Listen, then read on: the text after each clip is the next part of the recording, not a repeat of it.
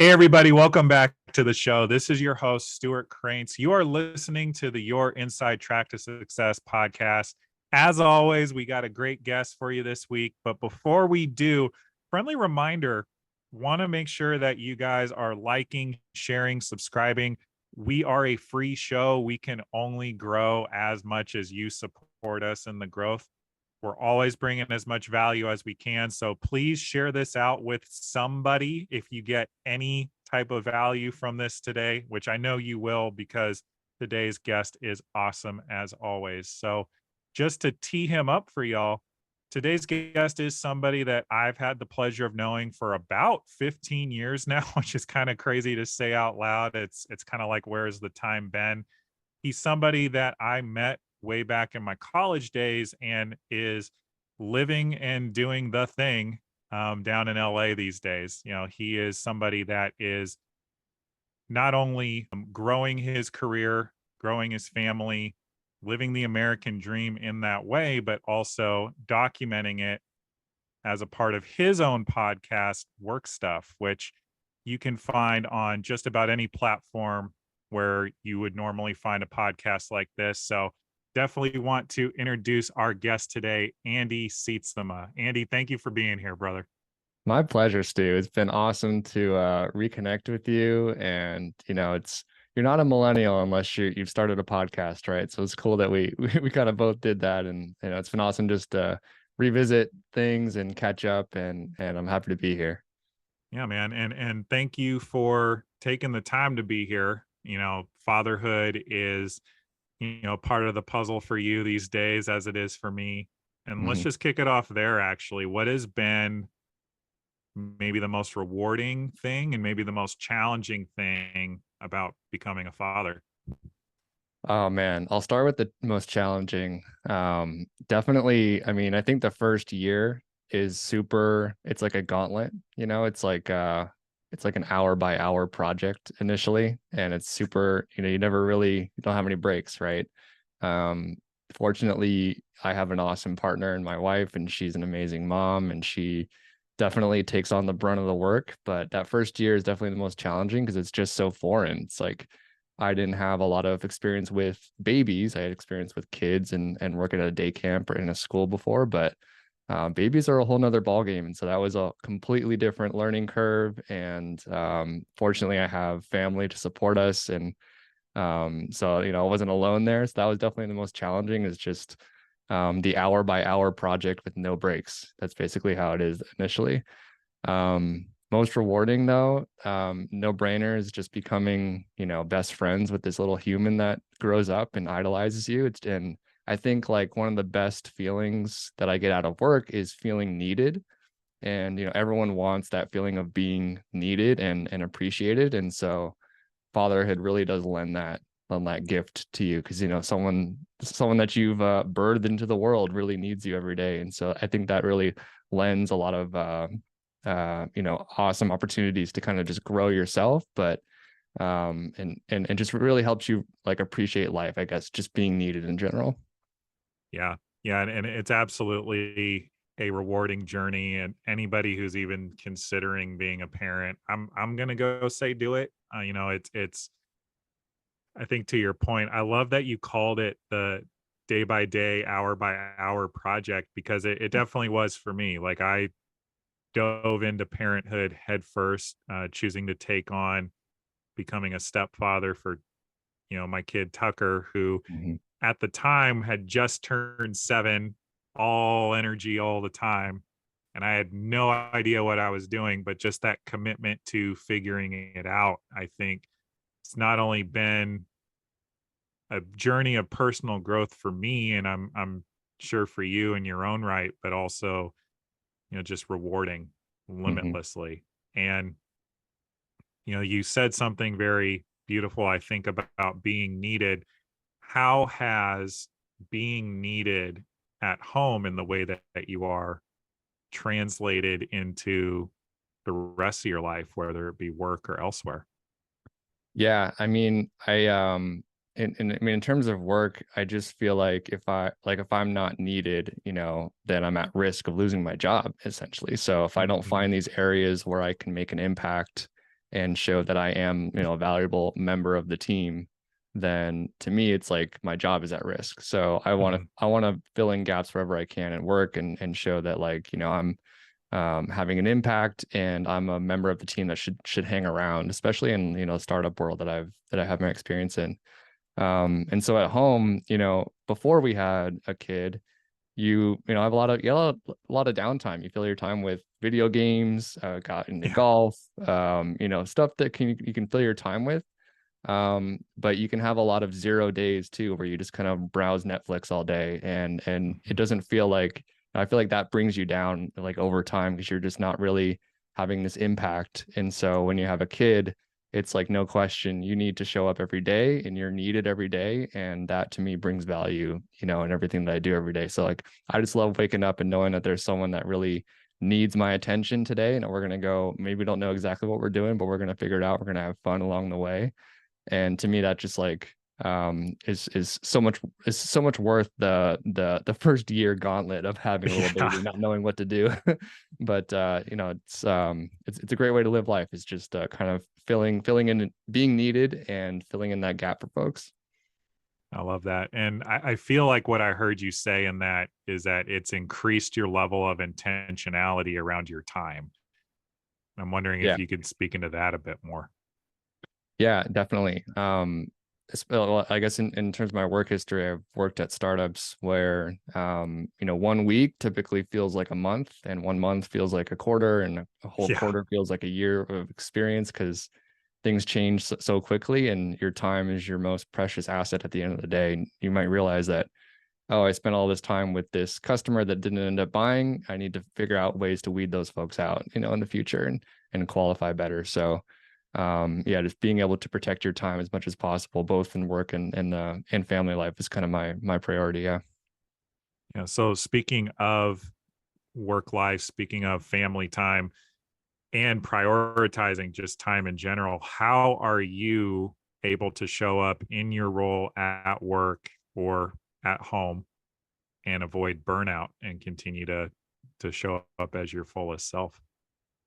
It's pretty tough. I mean, I think the basics are important, like getting a good night's sleep, honestly, like has a huge impact in general. Just like, I don't need to stay up till midnight or one. I can go to bed, and I can, maybe less screen time in general will have an effect on my day the next day.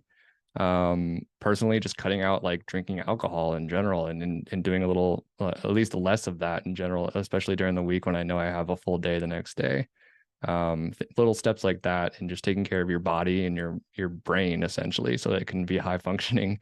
And then I like to just time block things, and carve out time, and be pretty brutal with like how I lend my time to folks during the week, because I really only think of like my selling hours are Monday through Thursday, essentially. And Mhm. so those like working hours are precious to me, so I want to make sure that I'm spending my time wisely, and I'm blocking time off and completing projects that are important. And I need a good night's sleep, and be healthy to do that.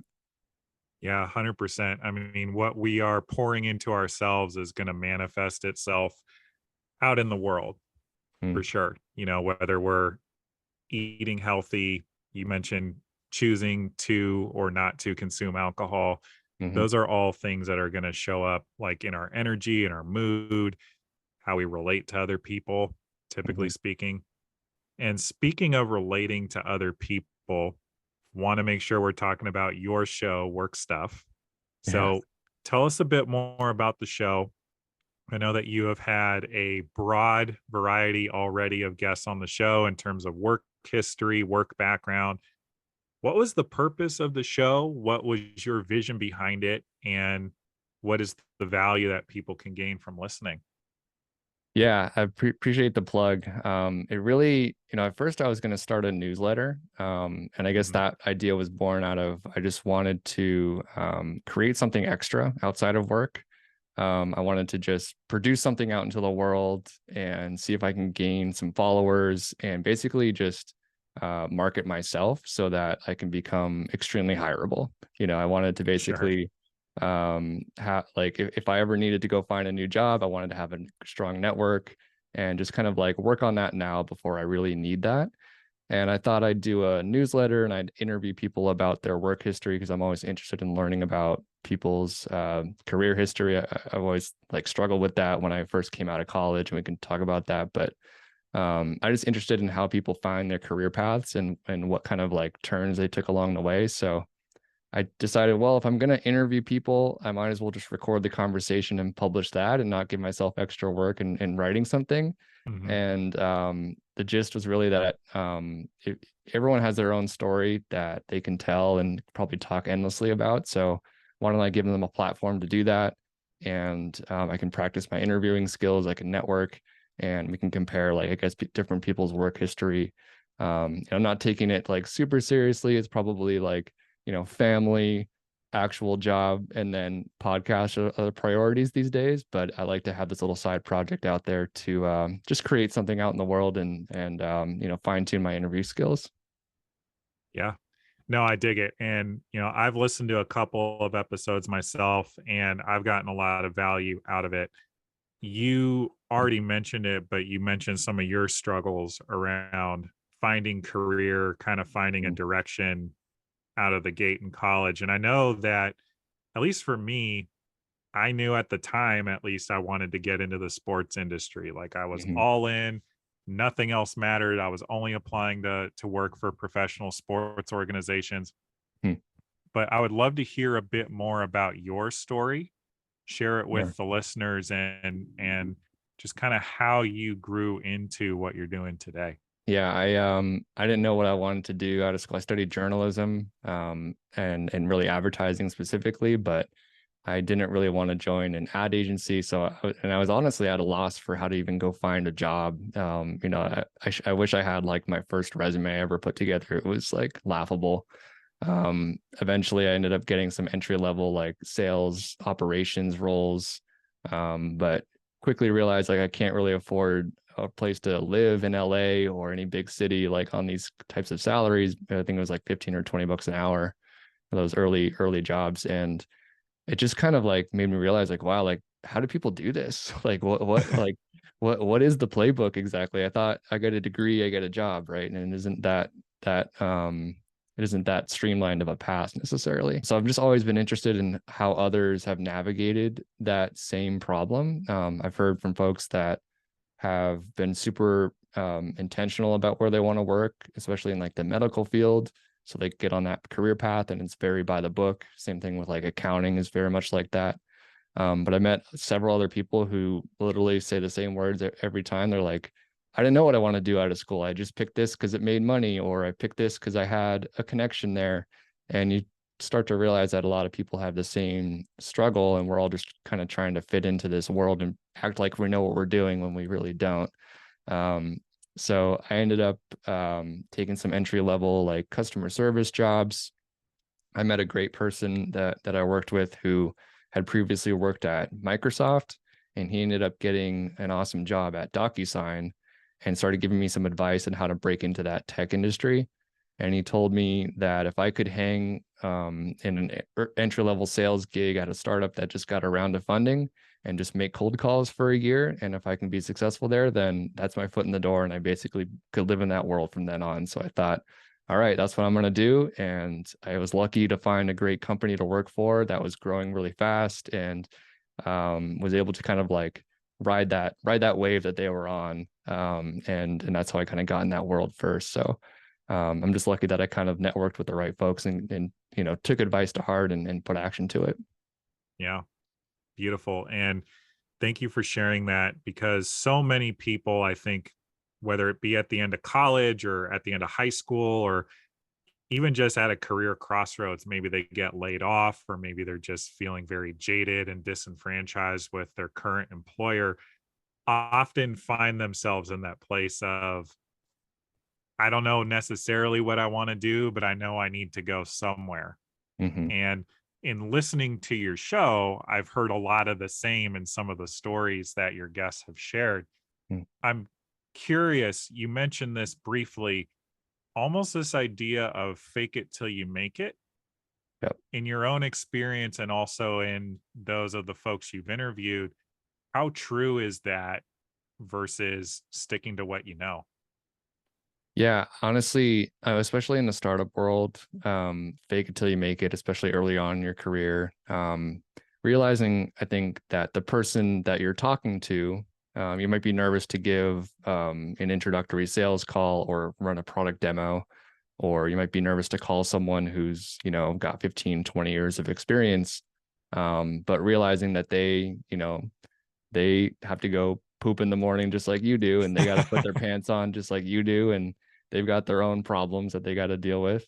And you actually might have something to teach them that they don't really realize because they can't keep tabs on the latest technology, and they don't live in your world either. So realizing that everyone's kind of faking it until they make it, and yeah, experience does matter, and that's what makes people valuable to network with. But at the same time, like, you should realize that you have a lot more to offer than you probably think you do. Yeah, 100%. And in addition to that, I want to ask this follow-up question.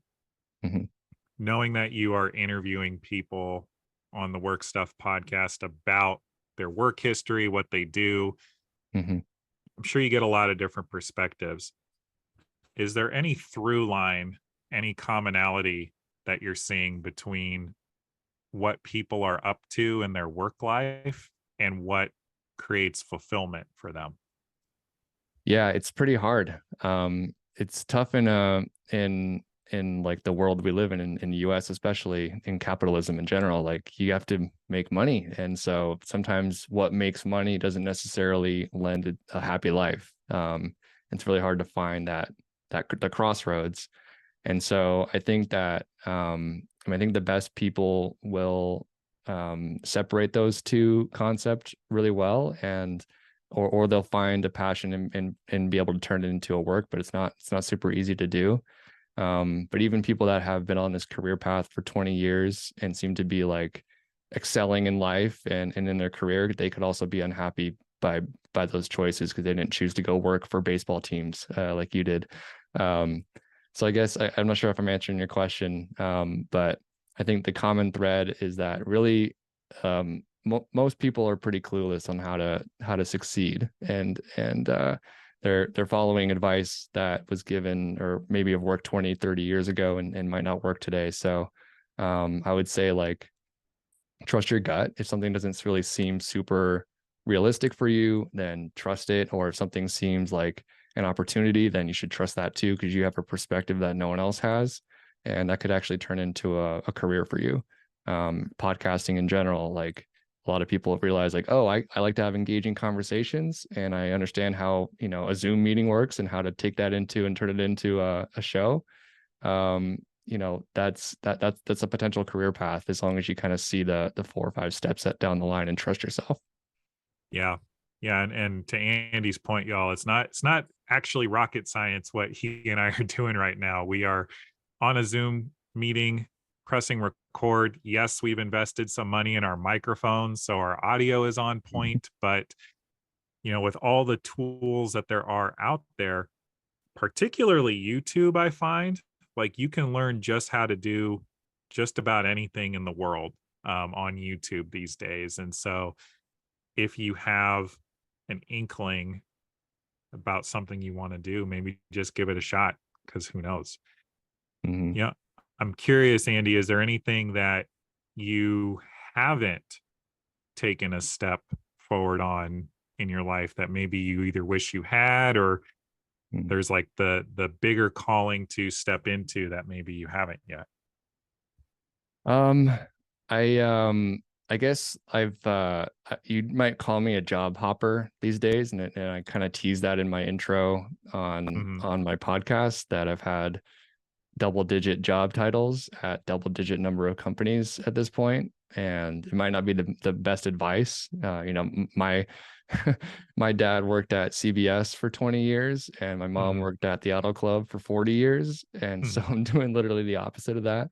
Um, and I think that now I'm at a point, especially with a family, I'm at a point where I'm like, all right, I need to find a spot and I think I'm thinking there now, where I want to be here for a decade or more and really become one of those like institutional people, at a place, and instead of like gathering skills and going somewhere else with that, I've done that for a little bit, but now I want to like really start from, now I'm employee number 7 at a startup, and we're trying to, turn into a billion-dollar company, hopefully in a decade. So I want to be a part of that for the whole ride. Yeah. No, I love that. And I love that you mentioned just the dichotomy between how our generation, the millennial generation, kind of has approached work to this point versus how our parents did. Because my father was a public health employee for, I believe, 43 years when he finally retired in 2020.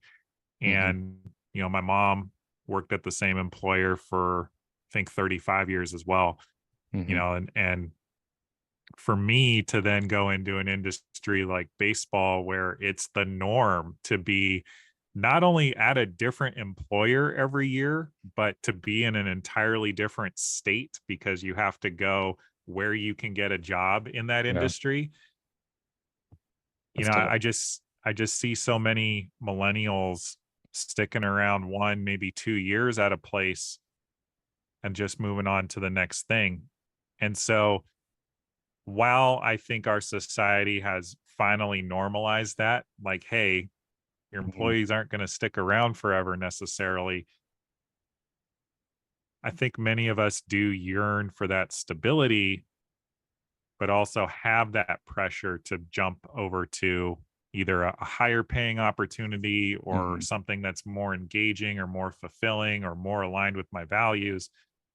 What was that kind of fine mix for you at your current employer that makes it that place you want to be for a decade or more? Yeah. Well, I mean, you can only really know what's out there if you go try and meet folks. So, I was lucky to be recruited to a new gig a few years ago, and I had that grass is always greener kind of feeling, and I was tempted, and it didn't end up being it didn't end up being the company I thought it was, at the time. And I thought, well, I had a really good situation, and maybe, yeah, I wasn't making as much money here, but I had a team that I really cared for, and was bought into the mission statement, and maybe we had, some nice perks that were, I took for granted eventually. And so I think that, I think it's important to try new roles and see what other companies are like, so you can then compare and contrast. And when I saw this role open for what I have now, which is the first sales rep at a startup called Doc, I knew that's what I wanted. I knew that the people that I had learned the most from in my other roles were the ones who were the first employees at those companies, and they had seen like the tough days, and they knew how to, navigate a lot of the bigger challenges. And so I realized, like, man, I want to be that at another company, and I want to basically, it goes back to like having an impact. And I realized that if I could be that person who's like part of that like founding team and stay there for a long time, that would be really fulfilling for me. And I realized that was one checkbox that opportunity had. The other was that they were founded by smart people. I did my research on them, and I realized, like, these are the kinds of people I want to hang around and learn from. And you only realize that too when you kind of work at a few places, and you realize, like, oh, I'm not really learning anything here, or I don't really agree with this strategy. That takes trial and error to go get those jobs, I think, and to see what really you like at those places, and then you can kind of formulate your own hypothesis with, what your perfect fit is.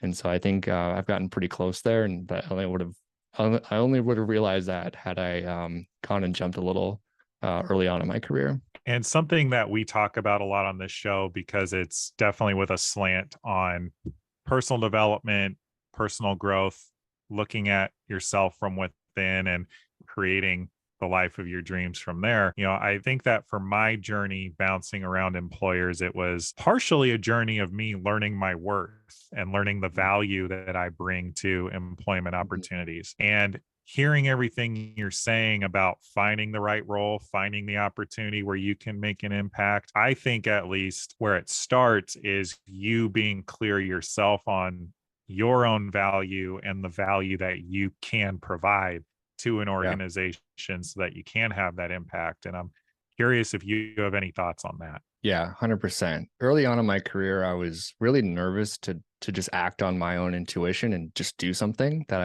you see, like, oh, this is a problem. The way that we do this is inefficient. sucks that we do it that way, and we just let it happen and then just watch the fire burn from afar. Early on, that's what I would do because I didn't want to stick my neck out and, cause more problems or point something out that something someone else set up isn't working correctly. I was nervous about that, but I think you have to like kind of trust your gut and realize like, oh no, I can think critically about the situation, and I can think, okay, there's delicate ways I can bring up this thing and navigate that, and maybe I can just think of a solution and present the solution and say, hey, instead of saying, hey, there's a little fire brewing over there, say, hey, I noticed this a few weeks ago and I started to do this instead, and I think it's working. And I think we should probably just like completely nix this initiative and instead like use this process instead. And I think that is how you start to create that value for yourself. And you realize that, okay, I'm thinking like an executive now, I'm thinking like a business owner. And even though I'm not in that role myself, if I think that way, then I'm going to help my boss, also accomplish those goals that we're trying to all accomplish together. And I think you got to put yourself in your boss's shoes a little bit and think about like how to solve problems and stick your neck out and come with solutions, and then create that value for yourself internally on your team there. So, keeping that in mind, I have worked in numerous places where the culture is very rigid, very, Mm-hmm. very structured, very old school, very corporate, just to put a buzzword on it, where maybe that free thought, that standing up, using your voice was not encouraged, and in some places maybe even discouraged outright.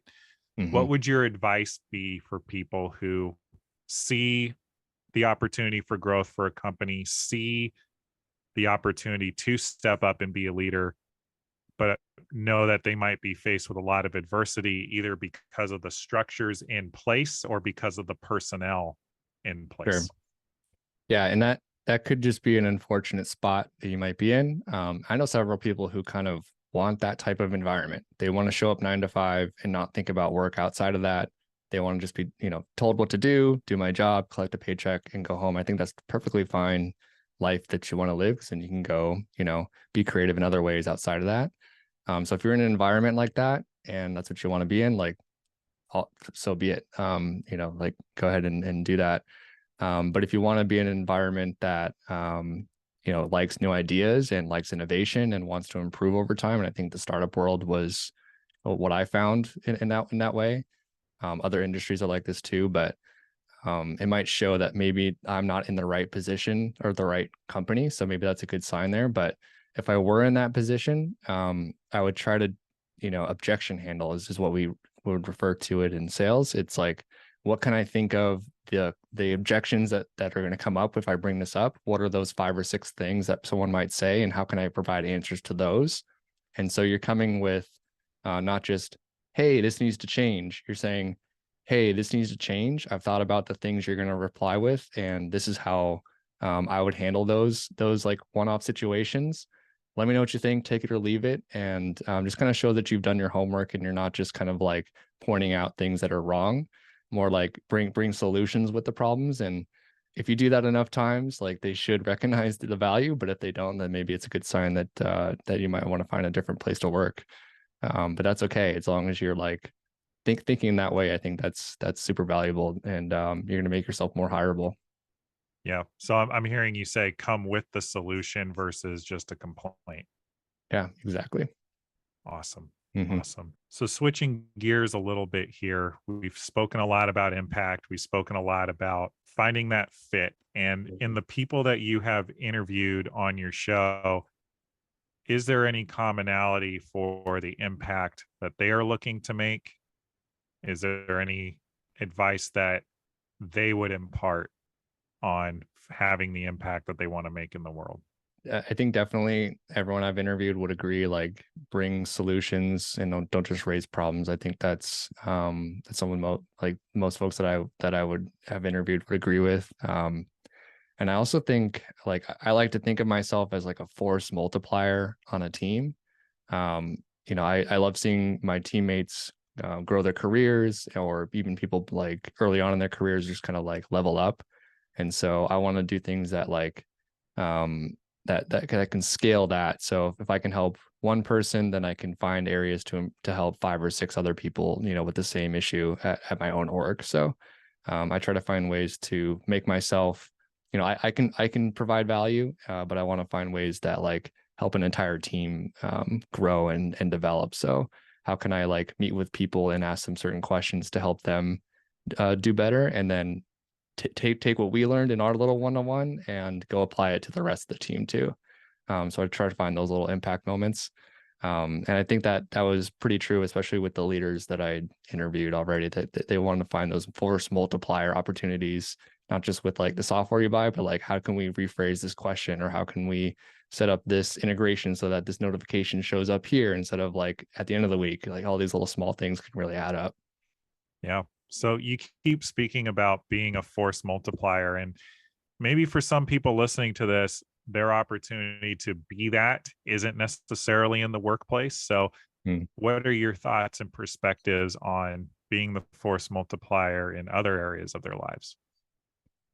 Yeah, I mean, like kind of like how we connected, I think being honest about, where you're at in life, and like accepting of who you are, and saying like, yes, oh, Stu reached out, like would love to catch up with Stu, and I don't need to have all these concerns about where I am in my life right now. And I would love to connect with Stu again and see what he's up to, and not feel like I haven't achieved enough to like show off enough in front of Stu, right? Like wherever I'm at, I would love to catch up and see what he's doing. So I think connecting your network together too, like seeing like, oh, Stu talked about this, he should talk to my friend XYZ, and they should connect. And then watching that relationship develop, we'll realize like, oh, Andy has connections that I can learn from. So I want to stay connected with him. And I think just putting those dots together for people is a super valuable trait just in your own life. Like, oh, you're into cooking. My other friend is into cooking too, and they're starting their own little TikTok video. You should follow them. And suddenly now they have a relationship together. So I think being that like connector in the real world too is super valuable. Yeah, I'm hearing you say it's all about relationships potentially. 100%. So Yeah. if somebody's listening to this, they have dreams, goals, aspirations, whatever they are, and maybe the gap is their lack of relationships, or at least their perceived lack of relationships. How can you in this moment, wherever you're at, create relationship with other people? Yeah.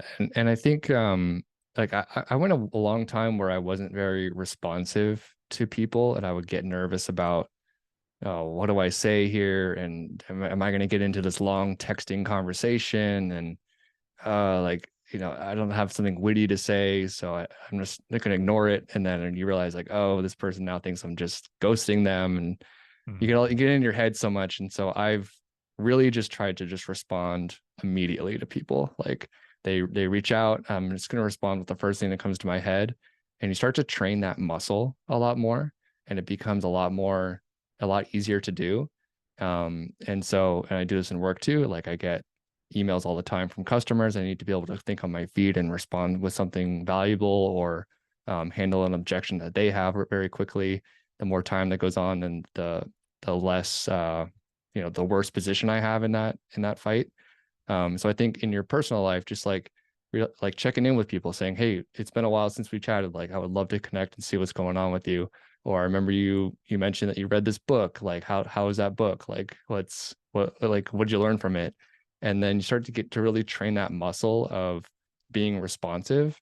And then, like kind of like you mentioned when we started, like living in the moment, and just realizing that you don't need to say like a perfect response every single time, but you got to practice it by just being intentional and being like responsive to folks when they do reach out.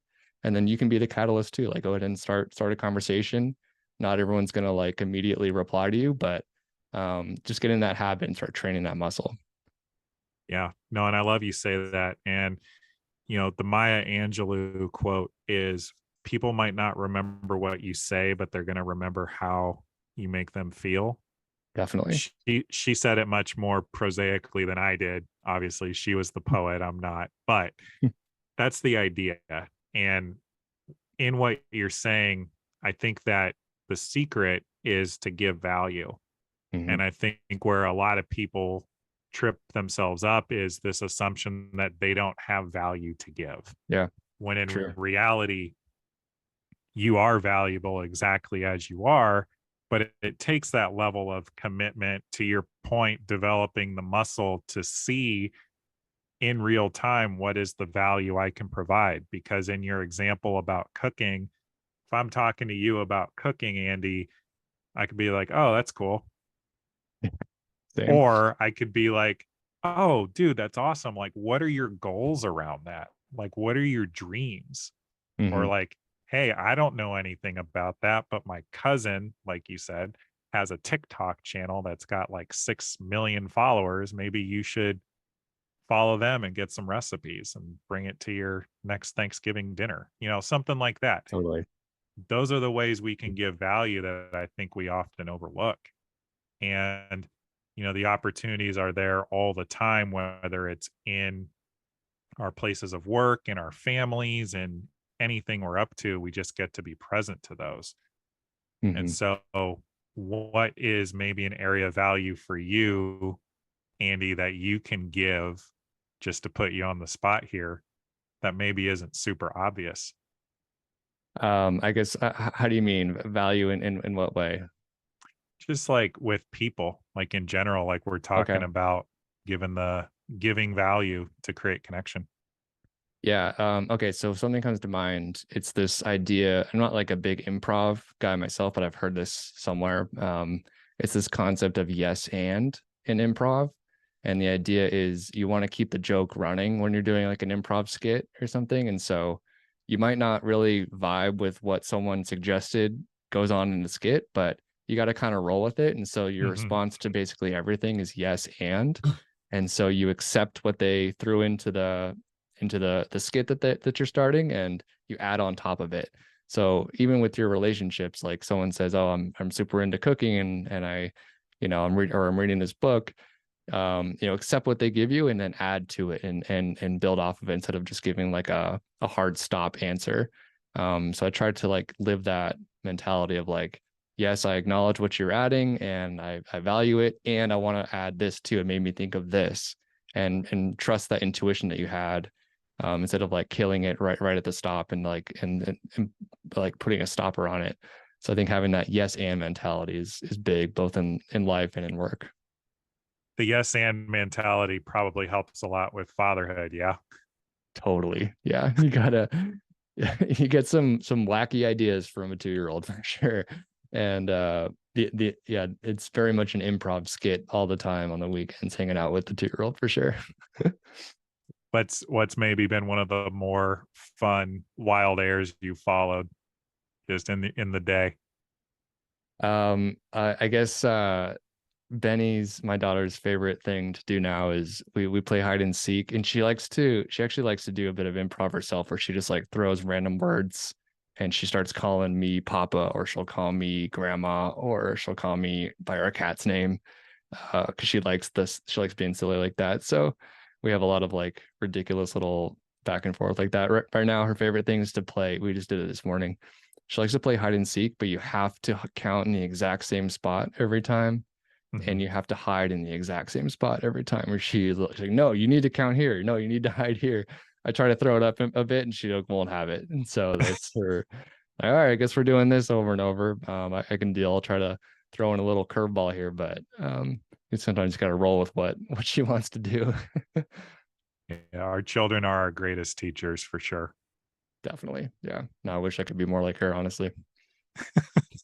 Well, I acknowledge you for being the father that you are. And, maybe to put a bow on everything we've discussed today, you are in a role of being the provider for, her. You are in the Mm-hmm. role of, building your own career, having your own dreams, having your own vision, having your own impact. I would love for you to speak into how you want to pass this down to her. Like if she, I know she's 2, but if she was maybe a little older, maybe a little bit more able to understand, what is like the lessons you would want to teach her in this moment to set her up for success in life? Yeah, I mean, something I wish I had gone into more was just being a creator in general and creating something in the world. So that's something I want to impress on her is that she should start early. I mean, I fell into the maybe it was a trap, maybe it wasn't, but the trap of going to get an education and paying for 4 years of school. And I don't know if it's a trap necessarily, but I was trying to just fall in line with what I was told to do. And maybe it would have been smarter to start a podcast 10 years earlier, when podcasting wasn't super popular at the time. Would have been pretty sweet to start much sooner.